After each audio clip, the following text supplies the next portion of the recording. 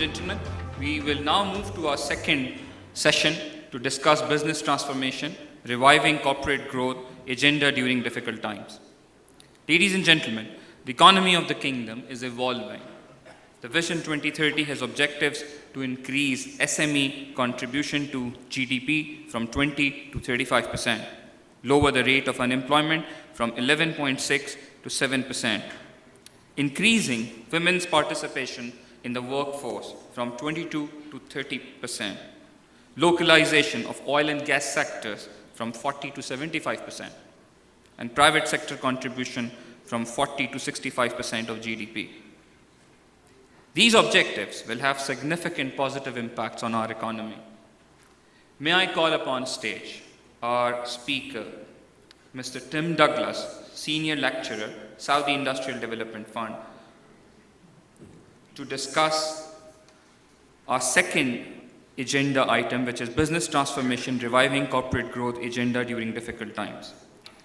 Mr. Douglas, prior to joining SIDF in 2000, has gained significant experience and expertise in corporate financial distress and turnaround situations in both senior executive and consulting capacities, with a variety of manufacturing and service entities in Canada. Mr. Douglas currently serves as a founding chairman of IMA Riyadh chapter, and he sits on the advisory board for the College of Business Administration at Prince Sultan University in Riyadh.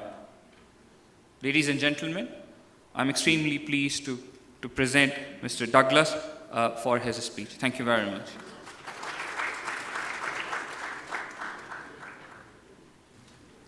Everybody hear me okay? That's good. Ladies and gentlemen, thanks very much for staying around for this presentation. This is a little bit of the dark side. What I'm going to talk about is business failure. This is what happens when you don't do what needs to be done. And of course, if you've been listening very carefully this morning, all of these changes that are coming are going to affect all of the businesses here in Saudi Arabia, and not necessarily in a positive form. The companies are going to have to absorb more cost, right? They're going to have to be ready for a very different world as we move to a less subsidized business environment than we've ever seen before. So how do we prepare for that? Let's take a look at some of the,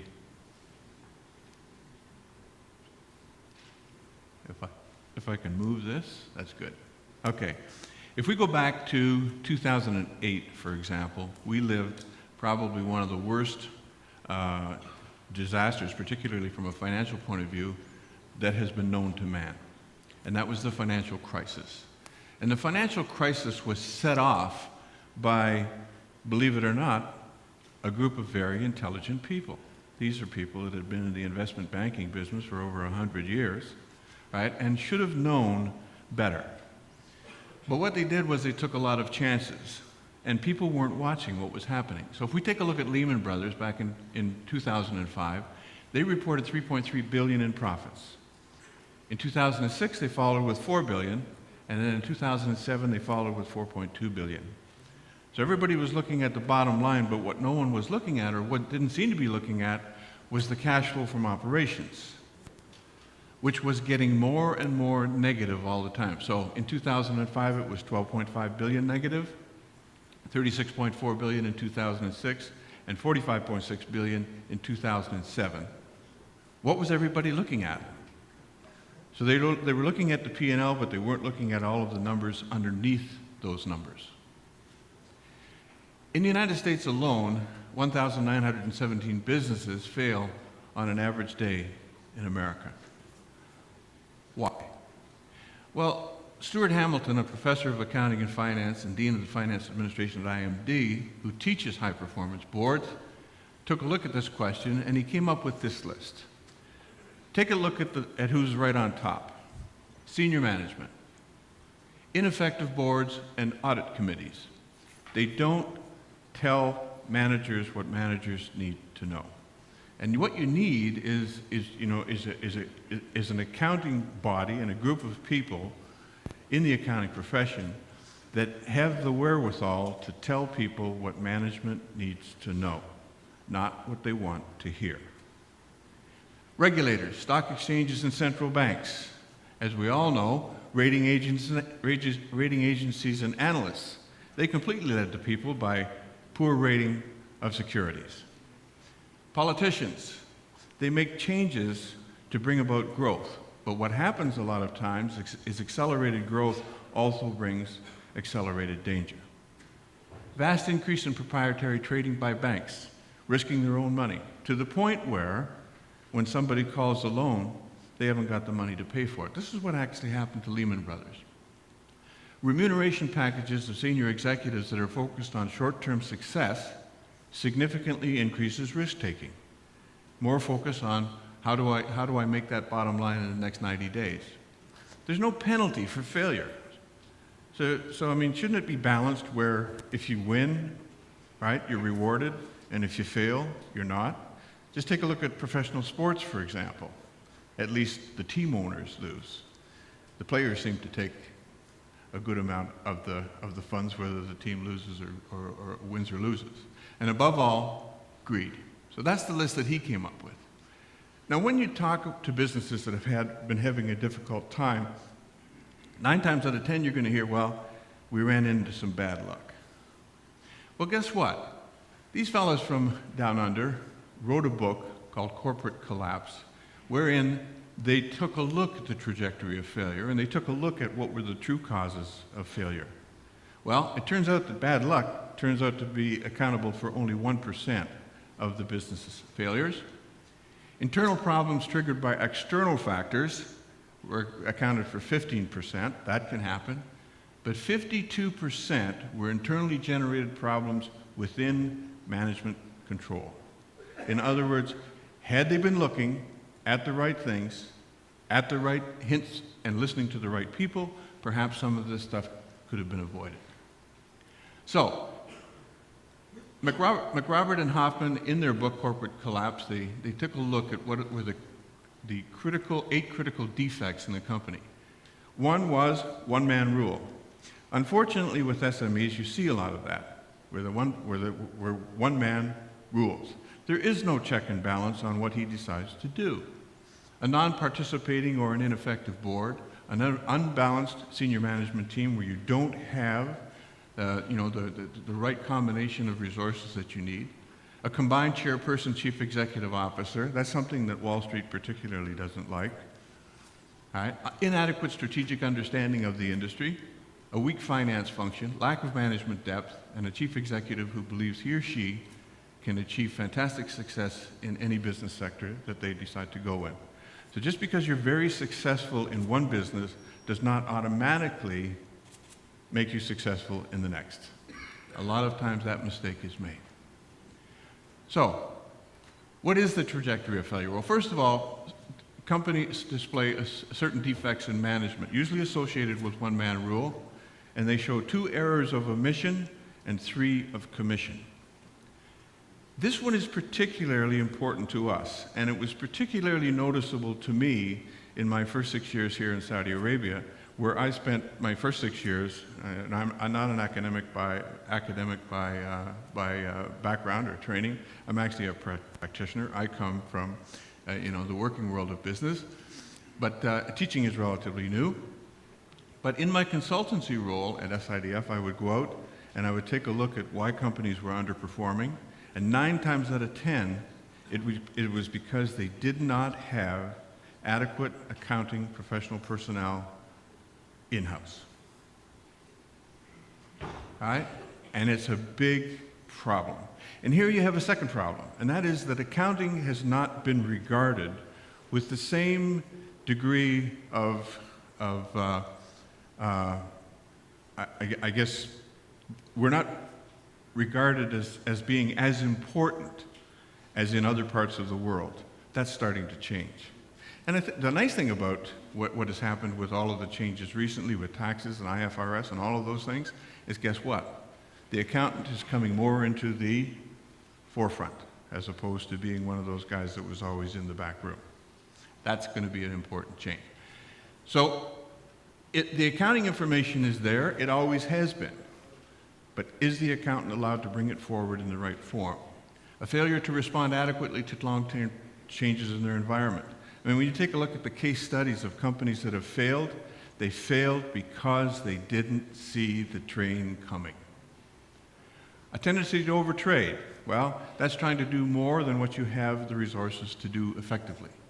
Launching a big project which is beyond the resources of the firm to carry it out adequately, and you allow your gearing or your debt to increase so that even normal hazards become a constant threat. That's what happened to Lehman Brothers. They got so deep, their gearing became so high that they couldn't even meet the repos that were coming up, and ultimately failed. Then cash flow deteriorates. This is what we saw in Lehman Brothers, right? Huge increases in negative cash flows. Some companies, even though competently managed, can be severely damaged by constraints. What are constraints? Well, how many people have recognized the fact that the bank wants to lend you money when you don't need it, and when you do need it, they don't really want to talk to you? Anybody seen that? Well, that's called a restraint. Also, if you can't pay your bills on time, do your customers give you credit? All right? Accounts receivable trade credit is the most significant and inexpensive form of financing that you can possibly have. And yet most people don't understand that. They don't pay the bills on time, right? People don't want to give them credit. They lose the use out of that very, very inexpensive form of credit. Then as the company continues to slide down towards insolvency, financial ratios deteriorate, and in order to improve those, you're encouraged to massage the numbers, as my old boss used to say. You know, a little hocus pocus, creative accounting.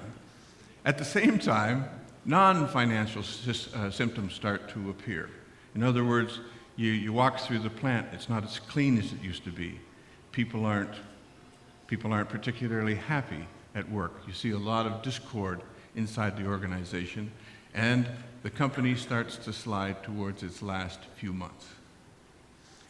That's the trajectory of failure, and I'm sure most of you in the room have seen it at some point in time in your life, either personally involved in a company that's gone through that or studied them, right, in case studies. That's the easy way. That's the nice way, is when you learn from somebody else. So when we see this coming, what do we need to do? Well, the first thing in a turnaround process is we need to know, how bad is it? And you have to be brutally honest with yourself when you're talking about analyzing, the factual evidence to say just how bad are we underperforming. Once you've got an idea of how bad it is, then you look for underlying causes. What were the things that brought this about? Environmental scanning, looking for the threats and opportunities that are either going to help or hinder, your progress towards turning this company around. Taking stock. What critical resources do I have available? Which ones are missing? What do I need to go get? Assimilation, taking all of this information and putting it together into some kind of a meaningful form, and the simpler, the better. In other words, you don't need to have these fantastic forecasting schemes. You can have simple what-if models that can be put together using Excel spreadsheets, right? And then you start to work towards it. Now, when we're talking about damage assessment, the simple tool that I like to use is Altman's Z-score. It was built back in 1968 by Professor Edward Altman at NYU, and it is still the #1 used evaluation mechanism for people in the profession to take a look and to describe to management, right, in easy to understand terms, how bad is it. But let's take a look. It takes 5 accounting ratios that we all understand, right? Working capital to total assets, retained earnings to total assets, EBIT to total assets, market value of equity to total assets, this is for a publicly traded company, and then sales to total assets. What do you notice about those 5 ratios? Anything? What's in the denominator of 4 out of the 5 of them? Total assets. Companies fail not because they're unprofitable. Companies fail because they have too much underperforming, underutilized, or unnecessary assets on the balance sheet that are chewing up valuable cash. All right? So, what Professor Altman did is that back in 1968 and the early 70s, there was a lot of unforeseen bankruptcies in North America, particularly in the United States, and people wanted to understand why. And they wanted to know whether or not you could actually predict it or see it coming. So he built this, and using a statistical process, he built it so that it would end up with a score. All right? And the analogy I use is a sporting event.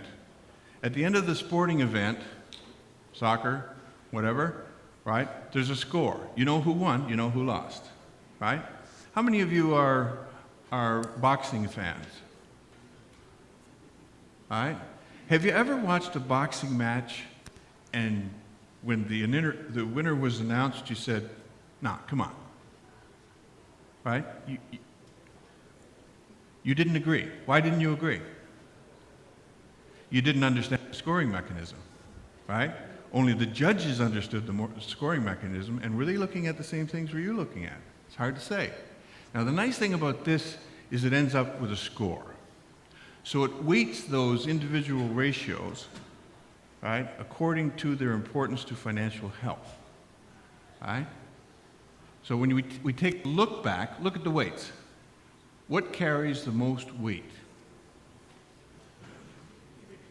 EBIT to total assets, right?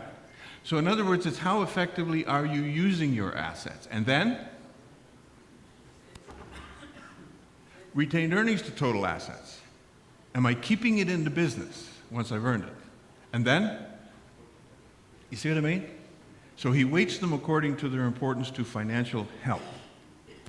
And then, if you're above 2.99 or 3, you're healthy.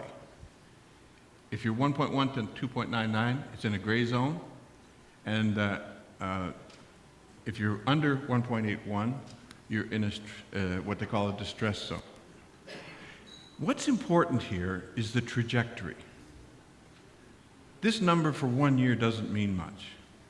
But when you take a look at it over a number of years, it means a lot. All right? How many of you think that Apple Incorporated's financial statements warrant the market valuation of their stock?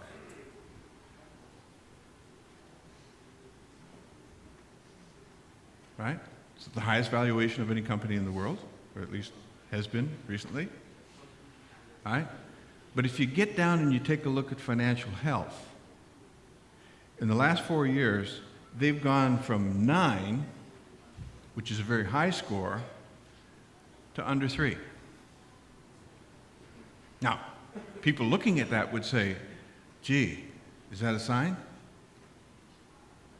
All right? And if you take a look at some of the things that they've done, you know, they're great at managing the hype.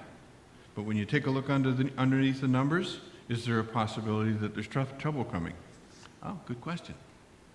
Now, when we take a look at this in a what-if model, you can put a relatively simple what-if model, and look, it only requires 7 pieces of information from your financial statements. Working capital, total assets, retained earnings, EBIT, shareholders' equity, total liabilities, and sales. That allows you to calculate it. What you see here is, on the bottom, is the trajectory. They started off in what year 2010 with 2.32, down to 2.23, down to 1.84. All right. Now,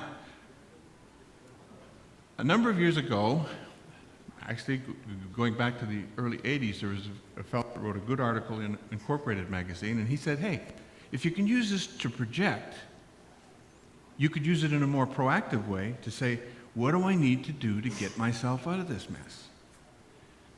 9 times out of 10, if you give this turnaround question to someone who is relatively new to the process, how are they going to try to get the business turned around? Chances are their first choice is sell more. Absolutely the wrong choice. The best choice is get rid of the underperforming assets. That's your first choice. Use the funds that are freed up from getting rid of those underperforming assets, right? Pay down your debt. And watch what happens with a relatively small change on that side, right? And did I use sales to do it? No. I left sales the same, right? When Jobs came back to Apple in 1997, he recognized that he had a real mess on his hands, right? And what was the first thing he did? Did he try to sell more? No. He got rid of all of the stuff that was not going to be a part of their future. He got rid of it all, right? He cleaned up the balance sheet. He needed cash to work with.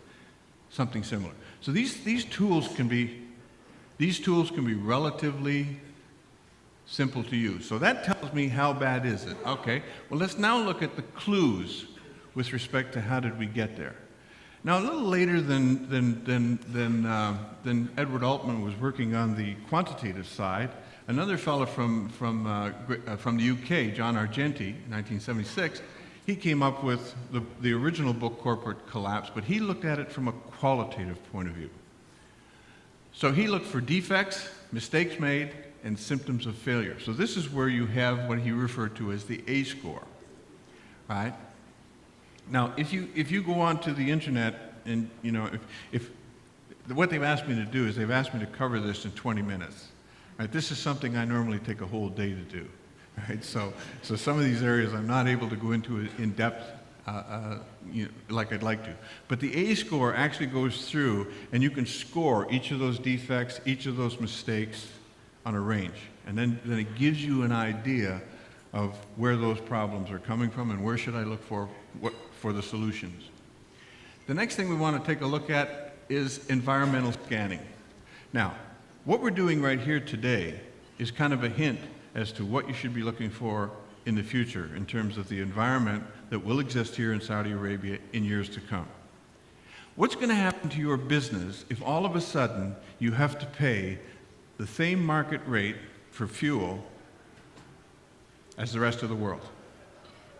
So your fuel goes from 15 to 25 cents up to $1.50 a liter.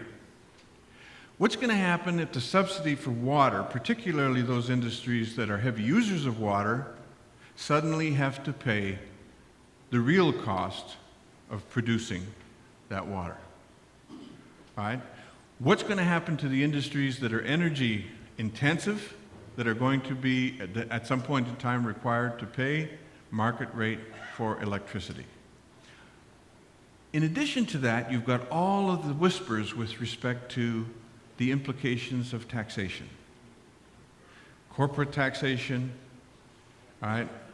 Excise taxes, value-added taxes, all of these things are coming. What kind of an implication, or what kind of implications do you think that they're going to have for your businesses? Are they likely to be positive? Chances are not. So what you're going to have to get used to is an environment that for the next few years is going to be somewhat unfriendly to your bottom line. Are you ready to absorb those challenges? Taking stock, what resources do we have to work with? What critical resources are missing? And then taking all of that information and assimilating it into a what-if model. What are the things that you need to do? It actually can be a lot simpler than what you think. Right? Can you prevent business failure? The answer to that question is yes. But you have to start early. The earlier you recognize those demons and the earlier you start dealing effectively with those demons, the better chance you have of successfully navigating that rough water. If you're not paying attention to those signals, you'll get eaten alive. It's just about as simple as that, okay? So it's not a bright and cheerful presentation. It's a little bit of a dose of reality. You know, the interesting thing when I was talking to some of the guys the other day is that, you know, I go back to, I worked in an energy-intensive business in the pulp and paper industry in Canada and the building products industry in Canada and in the early 70s. And I remember very well what happened to us in 1973 with the first oil crisis. The first oil crisis was a huge wake-up call, and all of a sudden, all of our industries were called upon to develop or to absorb huge cost increases and all of the implications that were brought about by energy increases. So what you saw was looking at energy conservation, alternate sources of energy. Look at all of those things. Some of the solutions that are here today didn't happen overnight. Some of them have taken 40 years, but at least there was a realization that it had to start. Now, the interesting thing, or the ironic thing, is you have the same problem today here in Saudi Arabia, but it's for the opposite reason. It's low oil prices, not high oil prices. But those low oil prices, or lower oil prices than you have been that you have been used to, are going to cause you to go through a pretty serious rethinking process in terms of business strategy in the future. So I think from our point of view as the accounting profession here, and particularly from a management accounting point of view, we need to be able to be much more effective and proactive in providing our management with the information that they need to do an effective job. I got a few minutes for questions. Asif? One or two questions, that's it.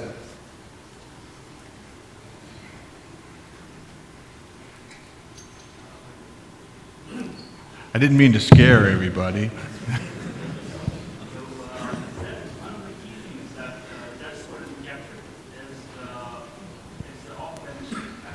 Is the? Off-balance sheet asset. For example, the employees, right? So if you have non-performing employees, that is not, of course, captured by the Z score.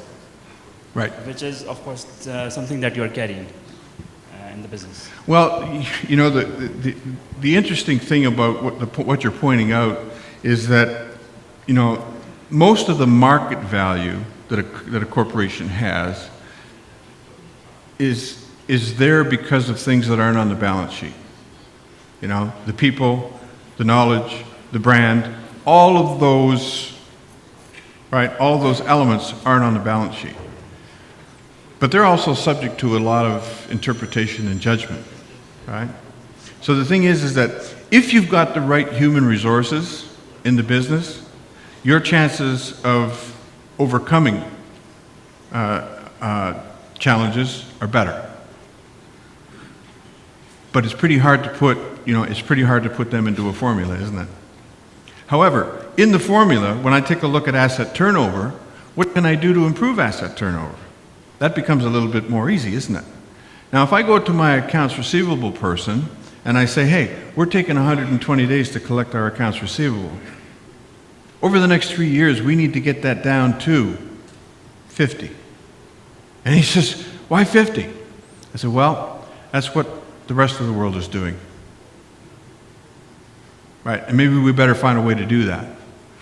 Now, what have you given that person? You've given that person a target, right? You haven't given them a bunch of, a bunch of financial figures off a financial statement. You said, hey, I want to be collecting my receivables in X number of days. And when you take a look at, just how much cash you can free up, you take the number of days where you are now, less the number of days where you want to be, you multiply that difference, right, by your average sales per day, and then that's how much cash you can generate from your own balance sheet. What most practitioners, and of course the audit firms can probably tell you this, when the auditors normally go in on these turnaround situations, they will tell you, had they come in a little bit earlier, they probably would have been more successful, right? But when they get called in an emergency situation, it's normally too late. Okay, so human resources are important, hard to put into a formula though, right? What the formula does though is it allows you to see a little bit more clearly what you need to do. Another question? In terms of, there's a bit of a dichotomy between loyalty and stewardship. So any SME, any one-man band who's got very loyal people, the stewardship is not necessarily of the same level. How would you, where would you put the balance in this in our area, this is the most critical, where people have worked very long for the company, but they are now out of date. But it's not easy to replace them. Well, I guess the only thing I can say to that is that you have to be, senior management has to be very diligent on an ongoing basis with respect to, are their tools staying sharp? Are there any tools or any ways you could actually challenge that in a way that's non-provocative? Don't know. I don't really know the answer to that question. I mean, if managers are looking carefully, or if people running the businesses are looking carefully and they have a good, open, honest relationship with their employees, it shouldn't be much of a mystery, right? That they need to be retooled in a way.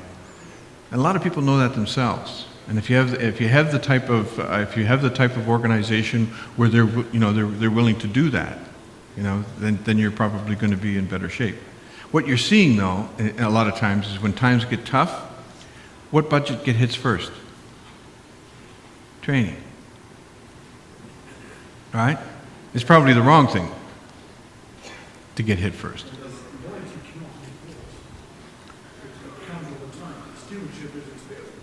Well, listen now. You say loyalty cannot be bought. You're absolutely right. Loyalty cannot be bought with money. But loyalty can be bought with paying attention, right? Treating people, in a respectful manner. Those are the types of things that will keep you loyal to an organization. I mean, it doesn't matter which organization you work for. There's always going to be challenges, isn't there? There's always going to be those days you think, "What am I doing here?" Right? But generally speaking, if a person has stayed in an organization for a long period of time, there had to be something about it that was working, So I agree with you. You can't buy loyalty, but you can earn loyalty. Yeah. Thanks very much for listening, folks. Hope I didn't scare you too much. Mr. Douglas, thank you very much for your valuable thoughts. May I request the President of the Institute of Chartered Accountants of Pakistan, Mr. Adil, to please come and give a memento to Mr. Douglas. Can I ask Mr. Iqbal as well to come near the stage?